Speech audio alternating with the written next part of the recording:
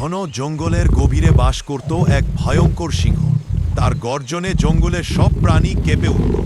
সেদিন সিংহ সকালে কোনো শিকার খুঁজে পেল না, তাই রাগে আকাশ ভেঙে পড়ার মতো গর্জন করতে লাগল। ঠিক তখনই লাফাতে লাফাতে সামনে দিয়ে যাচ্ছিল একটি ছোট কিন্তু খুব বুদ্ধিমান খরগোশ। সিংহ তাকিয়ে বলল, এই ছোট্ট, আজ তুমি আমার খাবার। খরগোশ ভয় পেলেও বুদ্ধি খাটাল।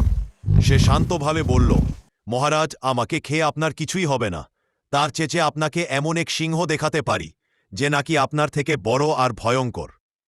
সিংহ অবাক হয়ে গর্জে উঠল, আমার চেয়ে বড় সিংহ কোথায়? খরগোশ মাথা নেড়ে বলল, আমার সঙ্গে চলুন। খরগোশ সিংহকে নিয়ে গেলে জঙ্গলের পাশে একটি গভীর পুরনো কুয়ার কাছে। কুয়ার কাছে পৌঁছে সে বলল, ওই কুয়ার ভিতরে সে থাকে, সব প্রাণীকে ভয় দেখায়।